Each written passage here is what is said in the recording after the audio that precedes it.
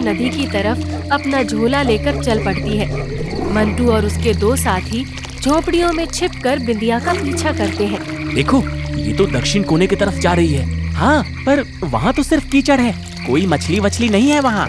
बिंदिया जाल डालती है और फिर से बड़ी मात्रा में झींगे पकड़ती है।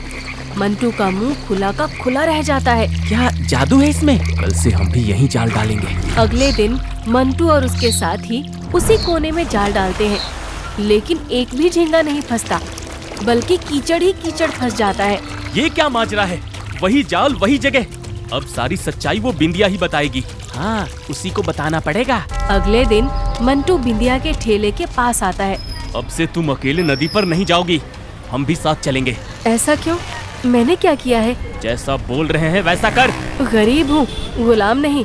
मेरा जब मन होगा तब मछली पकड़ूंगी। तू समझती क्या है खुद को? हाँ, देखना तेरा ये धंधा खत्म कर देंगे हम। क्या परेशानी है आप लोगों को?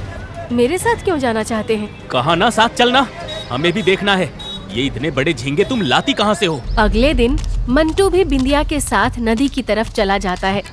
पहले वो जाल फेंकता है, पर उसमें सिर्फ कीचड़ ही आता है। लेकिन बिंदिया के जाल में ढेर सारी झींगा मछली फंस जाती है। समझे कुछ? लोभ से नदी कुछ नहीं देती।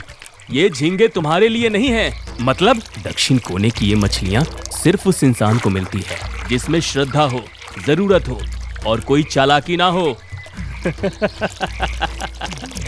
बकवास मत करो बुड्ढे। मछली इंसान को पहचानती है क्या? मछली नहीं देखती है, और वो जानती है कि कौन भूखा है और कौन लालची। मंटू गुस्से में सीधा बिंदिया को लेकर सरपंच के पास जाता है और बिंदिया पर इल्जाम लगाता है। सरपंच जी, ये बिंदिया झील में कोई केमिकल डालती है, तभी इतने बड़े झींगे फंस जाते हैं इससे। बिंदिया, ये क्या कह रहा है? कुछ कहना है तुम्हें? सरपंच जी, अगर झूठ बोलूं तो मेरे बेटे को एक दाना नसीब ना हो।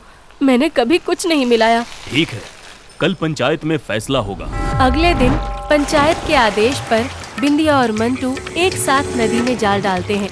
ये जाल सरपंच उन्हें देते हैं। गांव के लोग भी वहीं इकट्ठे हो जाते हैं। अब देखिए किसके जाल में झींगे आते हैं। समय बीतता है। बिंदिया के जाल में फिर से वही सुंदर झींगे फंसते हैं, जबकि मंटू के जाल में कीचड़ आता है। भीड़ तालियां बजाती है। सच खुद सामने है।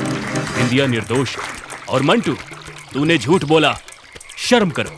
माफ करना बिंदिया, मुझसे गलती हो गई। पर मंटू के मन में यही बात आती है, ऐसा कैसे हुआ? आखिर बिंदिया के जाल में ही मछली क्यों फंसी?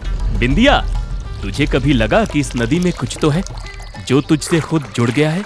काका, कई बार लगा